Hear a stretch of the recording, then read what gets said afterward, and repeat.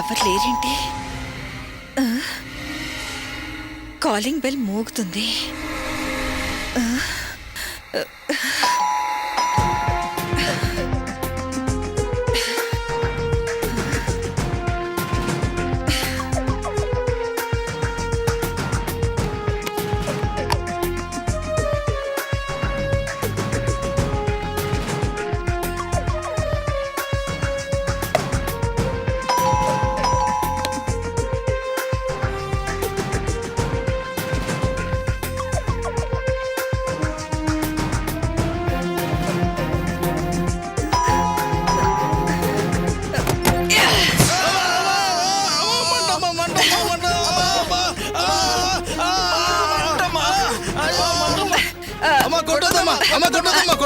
అమ్మా మీ కొడుకే పంపించాడమ్మా, మీ కాపలాగా ఉండమని చెప్పి వస్తే మీరు ఇలా కొడుతున్నారు. ఈ ముక్క ముందే చెప్పొచ్చు కదరా నాకు. అమ్మా మీరు చెప్పనిస్తే కదా కొడుతున్నారు ఈ విధంగా. సరే సరే సరే రండి రండి, లోపల రండి.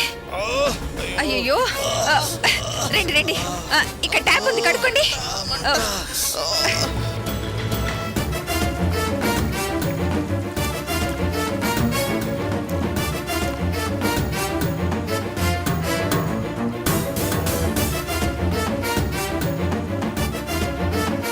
మేమేం చేసేదమ్మా, మేము చాలాసార్లు ఫోన్ ట్రై చేసాం, మీరేమో లిఫ్ట్ చేయలేదు. ఇక చేసేదేం లేక కాలింగ్ బెల్ కొట్టాం, మీరేమో కళ్ళల్లో కారం కొట్టారు. మా అబ్బాయి మనుషులు అనుకోలేదు, ఆ మాధవరావు పంపిన దొంగ వెదవాలనుకున్నాను. అందుకే కారం చల్లాల్సి వచ్చింది. అమ్మా మీరు లోపలే ఉన్నానమ్మా, మిమ్మల్ని కంటికి రెప్పలా చూసుకుంటాం. సరే మీరు ఇక బయటే ఉండండి, ఏమైనా కావాలంటే అడగండి. అలాగేనమ్మా.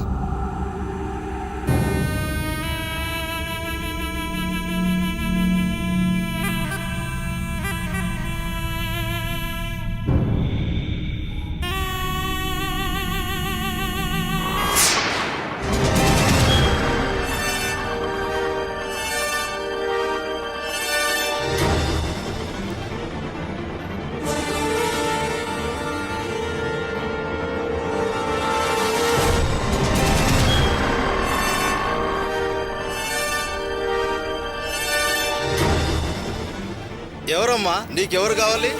మీరెవరు? మేము అమ్మగారు సెక్యూరిటీ గార్డ్స్. ఓ అలాగా, నేను చింతామణిని కలవాలి, ఆవిడతో ఒక ముఖ్యమైన విషయం మాట్లాడాలి. అమ్మగారిని కలవాలంటే పర్మిషన్ కావాలి. కలవకుండా పర్మిషన్ ఎలా వస్తుందయ్యా? నేను అమ్మగారి ఫ్రెండ్ని, వరసకి చెల్లెల్ని కూడా. ముందు మీ పేరేంటో చెప్పండి. భాగ్యం. భాగ్యం అని చెప్పండి.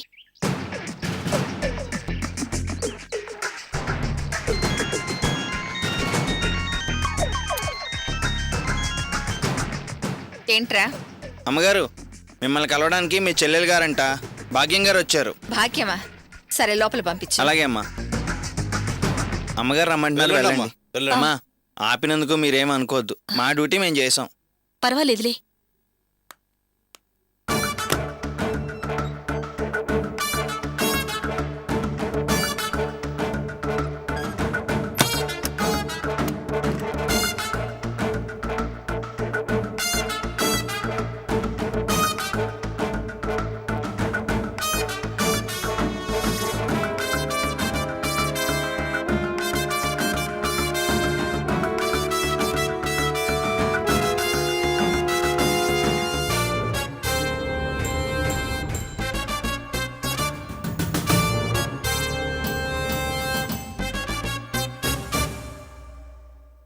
రాక రా, నీకోసం ఎదురు చూస్తున్నా.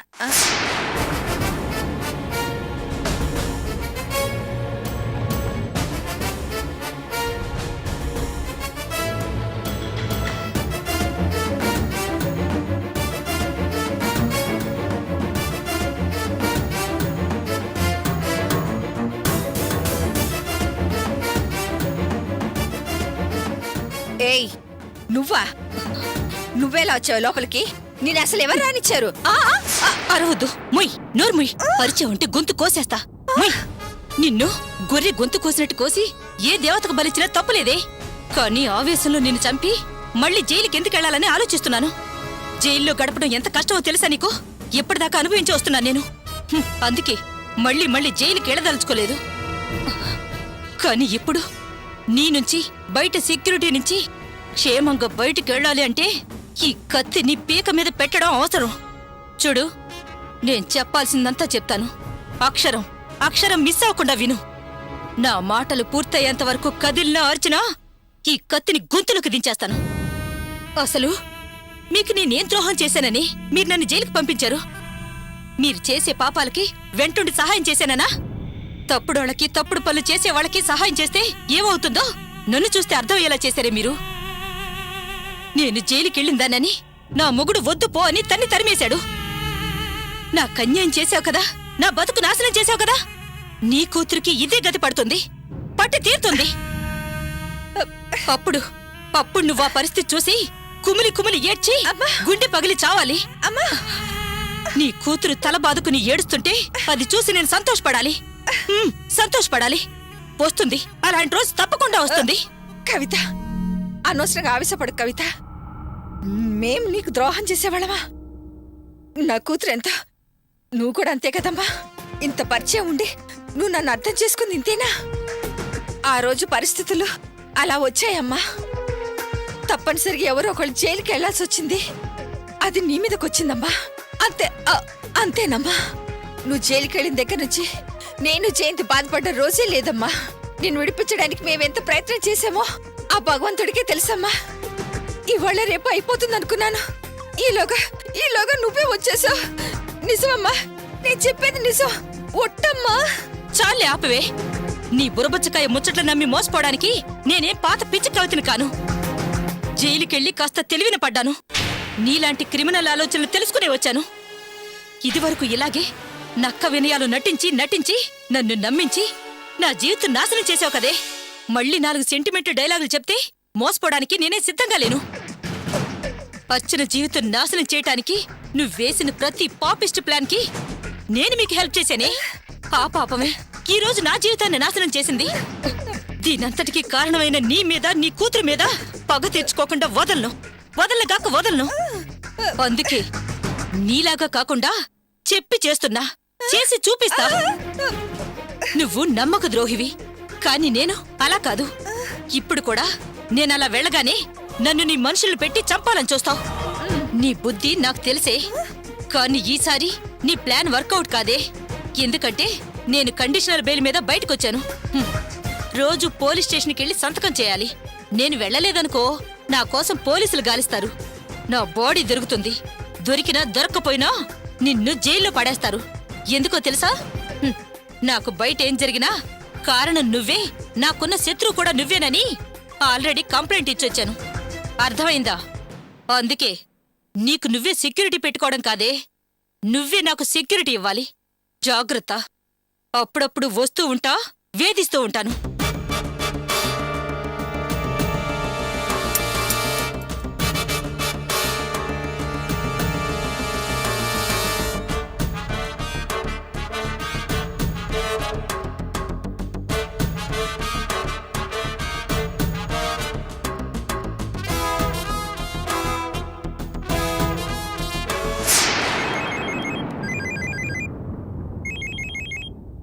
చెప్పమ్మా.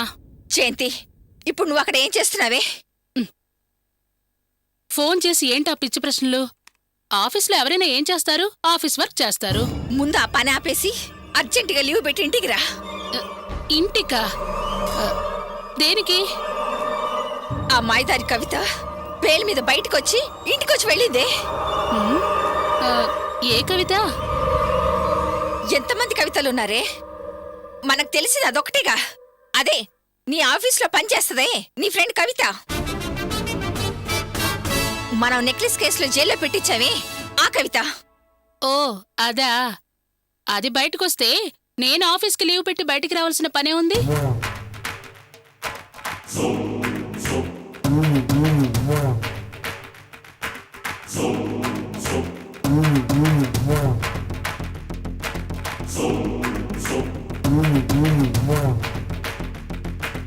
ఇదిగో, నువ్వు జాగ్రత్తగా మసులుకోవాలి. నీ జీవితం నువ్వే కాపాడుకోవాలి. అర్థమైందా? సరేనమ్మా, చెప్పావు కదా. ఇంకా మిగతా విషయాలు నేను చూసుకుంటాలే. ఉంటాను. సరే.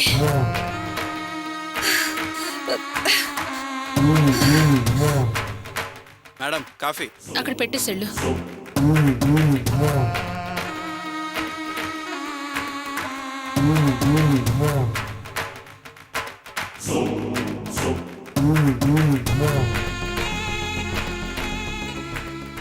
ఏడుకొండలవాడ వెంకటరమణ గోయిందా గోయిందా. ఏడు కొండల స్వామి ఎక్కాడున్నావా.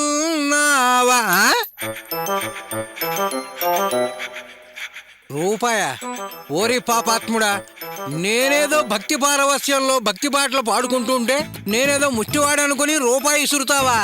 అంటే నాకు రూపాయి దానం చేసి పుణ్యం కట్టుకుని ఆ పుణ్యంతో సరాసరి నువ్వు స్వర్గానికి వెళదాం అనుకుంటున్నావా? రేయ్, నువ్వు స్వర్గానికి కాదు, వెళ్ళి ఏ మురుక్కాలంలోనూ పడి తెస్తావు. అమ్మో అమ్మో, అయినా బయట కూర్చుని పాడుకోవడం కూడా తప్పయిందే. ఏదైనా రికార్డింగ్ థియేటర్లో పాడుకోవలసిన టోను ఇలా రోడ్డు మీద కూర్చుని పాడుకుంటుంటే ఇది పరిస్థితి. ఈ మేటి గాయకుడికి ఓ బాబు ఓ రూపాయి, ఓ తల్లి ఓ ₹1 ఇది పొజిషన్. అయినా పరిస్థితులు చూస్తుంటే ముందు ముందు ఈ వీధిలోనే అడుక్కునే పరిస్థితి వచ్చేట్టుంది. అమ్మో, తదాస్తు దేవతలారా, తదాస్తు అని దీవించకండి. అయినా పరిస్థితులు ఎవరు చెప్పగలరు? ఇచ్చోటనే సత్కవీంద్రుని కమ్మని కలము నిప్పులలో కరిగిపోయే. ఇచ్చోటనే అమ్మో, మళ్ళీ అడుక్కునేవాడని చెప్పి ఎవరైనా డబ్బులు వేస్తారో ఏమో. గోపి చూసినా కూడా బాగుండదు. అమ్మో, ఆకలి ఏమిటి వాళ్ళ దంచేస్తోంది. ఆ కడుపులో ఎలికలు కూడా ఏమో స్పీడ్గా పరిగెడుతున్నాయి. ఈ పచారీ షాపుకి వెళ్ళిన భాగ్యం లేదు, వెంట వెళ్ళిన వాసు కూడా రాలేదు. ఎప్పుడు రావాలి, ఎప్పుడు వండాలి, ఎప్పుడు ఏమయ్యా రా తిందు గాని అని ఆ భాగ్యం నన్ను పిలవాలి. ఎప్పుడు తింటారు మామయ్య అని కోడలు కూడా పిలిచేయట్లేదు. ఏం చేయాలబ్బా? అరవకుండా వెళ్ళి అమ్మా 4 ఇడ్లీ పెట్టమని పెద్ద కోళ్ళని అడిగితే బాగుండేట్టుంది. అమ్మో, ఆకలి దంచి వస్తోంది. అమ్మా, ఏమే భాగ్యం, కిరాణా సామాన్ తెస్తానని పెద్ద లిస్ట్ వేసుకెళ్ళావుగా, ఏంటి ఊపుకుంటూ వస్తున్నావు? ఓహో, షాపు వాడు హోమ్ డెలివరీ పంపిస్తానాడా? నువ్వు సంపాదించి ఇంట్లో ఇస్తున్నావుగా, అందుకే ఇంటికే పంపిస్తానన్నాడు. ఏంట్రా వాసు, మీ అమ్మ ఏమిటి అలా మాట్లాడుతోంది? హోమ్ డెలివరీ కాదు, ఆ షాప్ వాడు నో డెలివరీ అన్నాడు. చాలా అవమానపరిచాడు నాన్న. ప్యాక్ చేసిన సరుకులు నింపేసి లోపల పోసుకున్నాడు. డబ్బులు లేకపోతే సరుకులు ఇవ్వడం కుదరదు అన్నాడు. చాలా హేళనగా మాట్లాడాడు. పొట్లం కట్టిన సామాన్లన్నీ తిరిగి మళ్ళీ పోసేసుకున్నాడా? ఎందుకనిరా? ముందు మేము వెళ్ళినప్పుడు షాప్లో కుర్రాడు ఉన్నాడు, ఆడవన్నీ బాగానే ఇచ్చాడు. ఆ తర్వాత ఓనర్ వచ్చి అప్పు ఇవ్వడం కుదరదు అన్నాడు. డబ్బులు ఇవ్వండి అప్పుడు సరుకులు ఇస్తాను అన్నాడు. ఓహో, ఆ మాట ఎవరూ లేనప్పుడన్నా పర్వాలేదు, పోయి పోయి నీ కొడుకు గోపి ఉన్నాడుగా ఆ మెకానిక్ ముందు అన్నాడు. నాకు తల తీసేసినట్టు అయింది. కేవలం 2900 మమ్మల్ని నమ్మలేకపోయాడు. ఇవ్వరని ఖరాఖండిగా చెప్పేశాడు. నమ్మరు. ఎలా నమ్ముతారు? ఈ కుటుంబం కోసం నానా కష్టాలు పడ్డవాడిని చీ పో అని బయటికి తోలేశావు. ఇక మనల్ని బయట ఎవరు నమ్ముతాడు? ఆ షాపు వాడు కరెక్ట్ గా మాట్లాడాడు. వింటున్నావట్రా ఆయన మాటలు? నానా గడ్డి కరిచి పోటుకి వండి కంచాల్లో పెడుతుంటే పీకల్లాక మెక్కి ఎలా మాట్లాడుతున్నాడు చూసావట్రా? ఇక నీకు ముద్ద పెడితే అప్పుడు అడుగు, వస్తు నుంచితే కానీ తెలిసిరాదు నీకు. ఏయ్, నేనేం భయపడే రకాన్ని కాదే. I don't care. చూడు, నాకు ముద్ద పెట్టడానికి నా పెద్ద కోళ్ళుందే. నువ్వేమిటే నాకు పెట్టేది బోడి? ఇగో ముందు నీ ముద్ద నువ్వు వెతుక్కో. పరే పదరా. చూసావట్రా ఆ మనిషి ఎలా అంటున్నాడు? పొరే వాసు, ఇంట్లో సామాన్లు ఏమీ లేవురా, అన్నీ అయిపోయాయి. ఇప్పుడు ఏం చేద్దావురా? నేనేం చేసేదమ్మా? నా ఫ్రెండ్స్ అందరిని ఆల్రెడీ డబ్బులు అడిగి చూశాను, అందరూ లేవంటున్నారు. అసలు నన్ను చూస్తే పారిపోతున్నారమ్మా. డాంబికంగా మాటలైతే మాట్లాడాం కానీ ఇప్పుడు ఏం చేయాలో తెలియడం లేదురా. ఎలా రా వాసు? అనుభవించండి, బాగా అనుభవించండి. పాపం కష్టపడి సంపాదించేవాడిని ఇంట్లోంచి బయటికి తరిమేశావు. నీ రోగం ఇలా కుదరాల్సిందే, బాగా కుదరాల్సిందే. రంగయ్య, ఎవడు నన్ను పేరు పెట్టి పిలుస్తున్నాడు?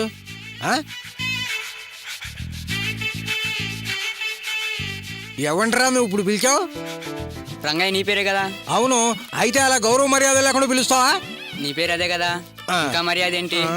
మా ఓనర్ పిలుస్తున్నారు కంట్రా. ఒరేయ్, ఎందుకు ఆల్రెడీ నా భార్య భాగ్యం వాసుగాడు వస్తే ఇచ్చిన సామానంతా తిరిగి మళ్ళీ పోసుకున్నట్టుగా మళ్ళీ నన్నెందుకు పిలుస్తున్నాడు? ఆ విషయం కోసమే. ఆ వాళ్ళిద్దరికీ సరిపోక నన్ను కూడా క్లాస్ తీసుకోవాలని అవమానపరచాలని పిలుస్తున్నాడా? అవన్నీ నాకు తెలియదు. మా ఓనర్ పిల్లమన్నారు పిలిచా అంతే. వస్తున్నావా లేదా? పద పద పద, ఎక్కు, వెనకాల ఎక్కు.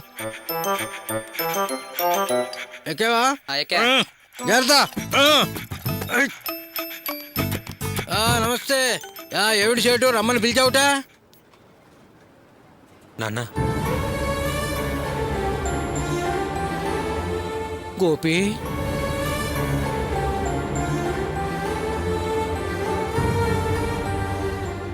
పిలిచింది నేను. దేనికిరా? చెప్తాను. అన్నా, సరుకులన్నీ కరెక్ట్గా ఉన్నాయిగా? అన్నీ కరెక్ట్గా ఉన్నాయి గోపి. నాన్న, ఆ సరుకులు తీసుకుని నువ్వు ఇంటికి వెళ్ళు. ఏంట్రా గోపి నువ్వు అనేది?